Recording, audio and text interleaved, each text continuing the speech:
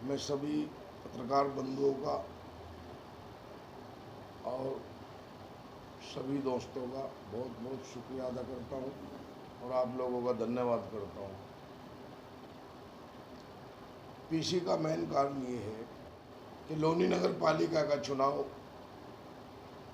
प्रचार कल शायद पूरा होने जा रहा है 5 बजे। हर प्रत्याशी अपनी अपनी दौड़ में है, लेकिन मैं समझता हूँ कि जिस तरीके से गठबंधन वाले, बीजेपी वाले, बसपा वाले मेरा पीछा कर रहे हैं, तो कि इनके पैरों के नीचे से ज़मीन खिसक गई और अब की बार एमआईएम पार्टी लोनी नगर पालिका के ऊपर झंडा लहराएगी।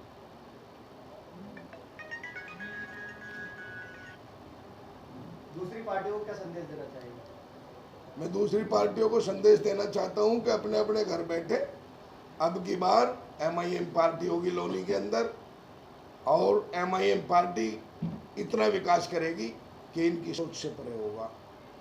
जैसे हमेशा यहाँ मैं समझता हूँ कि बीजेपी का चेयरमैन रहा, फिर मैडम आई वो भी बीजेपी की रही, और बंसल जी थे वो भी बीजेपी से रहे, और क्षेत्र का आप विकास देख सकते हैं अपनी आंखों से। आप तो पत्रकार हैं, आप गली गली जाते हैं, गली गली आपको ए टू जेड सब विकास का पता है। यहाँ विकास नाम की कोई चीज़ नहीं, लेकिन अगर लोनी की जनता ने एमआईएम पार्टी पर विश्वास जताया और जताना चाहती है अब की बार कि हम वोट एमआईएम को ही कर रहे हैं, बाकी अदर पार्टियों को मैं समझता हूँ कि कोई 10% पे, कोई 20% पे, कोई 7% पे रह जाने वाले हैं। कितने वोट में लड़ी आपको? मुझे ये तो नहीं पता कि हमें कितनी मिल जाए, लेकिन मेरा अपना आइडिया है कि हम 1 लाख प्लस कर जाएंगे। जैसा कि आपने बताया कि बीजेपी का गढ़ रहा है गाजियाबाद और लोनी, ठीक है, इसको किस तरह से तोड़ने का काम करेंगे आप? देखो, गाजियाबाद बीजेपी की मैं तो प्रयोगशाला कहता हूँ कि बीजेपी का एक बहुत अच्छा गढ़ रहा है, लेकिन अब की बार बीजेपी से इतने आहत हैं लोग, इतने परेशान हैं लोग। क्योंकि लोनी क्षेत्र के अंदर बीजेपी ने, जैसे बीजेपी की 2 बार सरकार भी दूसरी बार चल रही है, तकरीबन 6 साल इनको उत्तर प्रदेश में राज करते हो गए, अब तक कोई लोनी के लिए कोई विशेष पैकेज, मैं समझता हूँ कि माननीय नंद किशोर गुर्जर जी वो भी कहते रहते हैं मैं 200 करोड़ का पैकेज, कहीं 300 करोड़ का पैकेज, मुझे तो पता नहीं कौन सा पैकेज लाए और कहाँ वो पैकेज लगाया। या तो उन्होंने जाति विशेष से भेदभाव किया, यूं पैकेज का हमें नहीं पता चल पाया, वरना नहीं लोनी के अंदर मैं समझता हूँ कि कोई पैकेज सरकार ने नहीं। समाजवादी सरकार में कॉलेज बनाए गए थे, यहाँ इंटर कॉलेज था, एक प्राइमरी, एक और कॉलेज में स्कूल इन्होंने बनवाया था, शायद उसी का फीता इन्होंने काटा है। अभी कोई नया तो निर्माण किसी कॉलेज का या हॉस्पिटल में, किसी ये कहते हैं 100 बेडों का हॉस्पिटल, वो भी दूसरी सरकारों की देन रही। आपने बात की है जैसे कि पैकेज आता है और लगाया नहीं जाता है, तो विपक्ष आखिर कहाँ रह जाता है इसे? दरअसल यहाँ विपक्ष खुद भ्रष्ट है। अगर विपक्ष भ्रष्ट ना हो तो पूछ ले, ये खुद भ्रष्टाचारी है। विपक्ष में माने तो विपक्ष में तो आप भी आते हैं, आपने क्या बात नहीं? नहीं, अब तक हमारा तो कुछ हुआ ही नहीं उत्तर प्रदेश में। हमारी नई और पक्की सच्ची पार्टी है एमआईएम पार्टी। अगर हम आपको एग्जाम्पल दें हैदराबाद का तो शायद मुझे अच्छा नहीं लगेगा, लेकिन आप पूछ रहे हैं तो मुझे कहना पड़ेगा कि हैदराबाद में एमआईएम की सरकार है, साझा सरकार है। हैदराबाद में आप देखें वहाँ कितने इंतजाम शिक्षा के हैं, वहाँ एक से एक कॉलेज है। हमारे बैरिस्टर असदुद्दीन ओवैसी खुद उनके मेडिकल कॉलेज है और वो फ्री पढ़ाते हैं, बच्चों को फ्री शिक्षा भी देते हैं। तो मैं समझता हूँ मैं हैदराबाद की बात ना करके मैं उत्तर प्रदेश की बात करूँ। जैसे योगी जी कहते हैं बेटी बचाओ बेटी पढ़ाओ, जैसे ये नारा देते कि जब ये बीजेपी में होते तिलक होता था इनके, ध्यान रखना, इसको देखना आप गौर से। जब बीजेपी में होते थे तो तिलक, अब गठबंधन में आए तो तिलक खत्म हो गया। तो मेरी समझ में यूं नहीं आया ये किस मजहब का आदमी है, किसको मानता है, ये तिलक को मानता है या नहीं मानता। बीजेपी में गए तो तिलक वाले, और गठबंधन में आ गए तो तिलक हटा दिया। ये अपना माइंड, अपना जो इतना के मुस्लिम समाज इनकी बातों में बिल्कुल नहीं आएगा, बिल्कुल नहीं आएगा और कभी नहीं आ सकता। जनता को क्या संदेश देना चाहेंगे? मैं जनता को नहीं, मैं अपने बुजुर्गों को, साथियों को और क्षेत्र के जिम्मेदार लोगों को मैं एक संदेश देना चाहता हूं कि अब की बार सब जात पात बुलाते हुए अब की बार MIM को वोट करें। आपकी अपनी प्रत्याशी हैं वकीला मुस्लिम, आप उनको वोट करें। वो आपका हर चीज़ का ख्याल रखेंगी, आपकी नारी का सम्मान, शिक्षा, स्वास्थ्य, सब A to Z आपका ध्यान रखेंगी। और मैं खास तौर पे एक बात और कह देना चाहता हूँ कि लोनी नगर पालिका के अंदर जो हाउस टैक्स लगे हैं, जो मलिन बस्तियाँ हैं, जो गरीब बस्तियाँ हैं, उनको अपने बच्चों की पढ़ाई के लिए फीस देना मुश्किल हो गया है। वो हाउस टैक्स भी दे और वो भी करे, तो मैं समझता हूँ कि इस मामले में उत्तर प्रदेश सरकार नाकाम रही। और मैं फिर लोनी के सभी नगरवासियों से कहना चाहता हूँ, अपने बुजुर्गों से, साथियों से, अपनी इज्जतदार माँ बहनों से, कि अल्लाह के वास्ते वोट करे आने वाली 11 तारीख में सिर्फ और सिर्फ पतंग। क्यों? पतंग इतनी ऊपर उड़ चुकी, इतनी ऊपर उड़ चुकी कि ये जो विपक्ष है, ये विपक्ष इतना बौखला गया है कि मेरे पीछे मुकदमे लगाने का काम, मेरी हत्या कराने का काम, ये सब साजिश इन विपक्ष की है। सूचना आई आप लोगों ने तहरीर दी है? हाँ, मैंने तहरीर दी है और मैं तहरीर ले रहा हूँ। आने वाले 4 तारीख में थाना लोनी के अंदर मैंने तहरीर दी थी मनोज दामा के खिलाफ।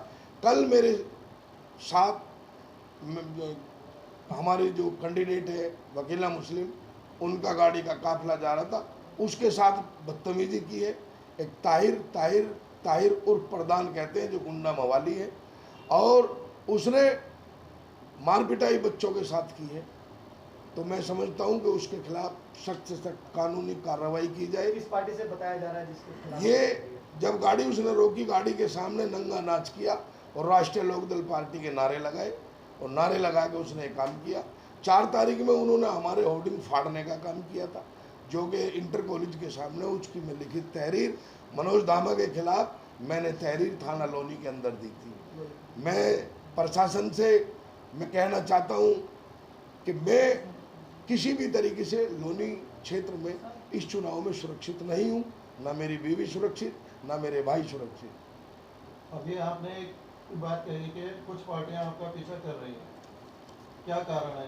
क्योंकि कुछ इसमें ऐसी पार्टियां हैं जो वर्षों में रही हैं यूपी में, जिसके आगे आप कुछ भी नहीं है, आपकी पार्टी अभी उभर करके आ रही है। मैं तो देखो, आप तो पत्रकार हैं, आप तो मानते ही नहीं बीजेपी के अलावा किसी भी नेता को कुछ। लेकिन मैं आपकी बात को मैं आपकी बात बता रहा हूँ कि आप मुझे माने ना माने, मेरी पार्टी के और लोनी के जो बुद्धिजीवी हैं, जो मेरे बुजुर्ग और साथी हैं, वो मुझे बहुत कुछ मान रहे हैं। मानते हुए ही मुझे टिकट के लिए उन्होंने कहा, पार्टी ने मुझे तभी दिया तो मैं कुछ हुआ। रहा मामला अब दूसरा कि जो पार्टियां सत्ताधारी रही हैं, सत्ताधारी का हाल देखिए आप। जिला गाजियाबाद के अंदर हमने 18 टिकट देने का काम किया है, और समाजवादी का कब्जा होता था 6 सीटों पर। अब की बार हमने ये देखा है और देखने को मिल रहा है लोनी गाजियाबाद के अंदर भी कि कम से कम 11 सीटों पर MIM का कब्जा गाजियाबाद के अंदर भी होगा। रहा लोनी का मामला, लोनी में हमने बिल्कुल वो ही टिकट दिए हैं कि जहां हम जीतने की स्थिति में हैं, और अगर आगे भी हम टिकट देते तो हो सकता है कि आगे भी हम चुनाव जीत जाते उन सीटों पर। लेकिन हमारी छोटी पार्टी रही, छोटी पार्टी के कारण हमने मुख्तसर टिकट दिए। 11 टिकट हमने यहाँ से दिए, और 11 में मैं समझता हूँ कि 11 में 11 पे ही जीत होगी इंशाल्लाह। जैसा कि आपने एक तरफ RLD पर आरोप लगाया, दूसरी तरफ RLD की तरफ से रंजीता दामा जी कह रही है कि उन्होंने 10 साल विकास की गंगा बहाई है, इस पर क्या कहेंगे? हाँ, बिल्कुल। ये पत्रकार तो मेरे से भी अच्छा जानते हैं, विकास की गंगा उन्होंने बही है, लेकिन वो विकास की गंगा क्या नाम मनोज धामा ने जो केसेस जो उन पे हैं, जो उन पे मुकदमात हैं, उन्होंने सिर्फ और सिर्फ नगर पालिका का पैसा अपने हस्बैंड मनोज धामा के केसों में लगाया है, ये किया है। अगर विकास करते तो लोनी ये सहारनपुर रोड इस पे हाईवे पे इतना पानी भरा हुआ ना होता। यहाँ लोनी के अंदर कहीं भी पानी नजर नहीं आता अगर वो विकास करते। 300 करोड़ का उन पे घोटाला है। मैं कहता हूँ कि 300 करोड़ का घोटाला नहीं, अगर वो 300 करोड़ में से 100 करोड़ भी लगा देती लोनी के अंदर तो ये लोनी वास्तव में एक चमन बन जाती। दूसरी ओर बीजेपी का कहना है कि लोनी को लंदन बना देगा इसके लिए। लोन देखो, लंदन की तो बात वो बीजेपी वाले ही कर सकते हैं, ये इतनी बड़ी बातें वो कर सकते हैं। मैं लोनी को लोनी ही रहने दूंगा, लेकिन इसको चमन बना दिया जाएगा।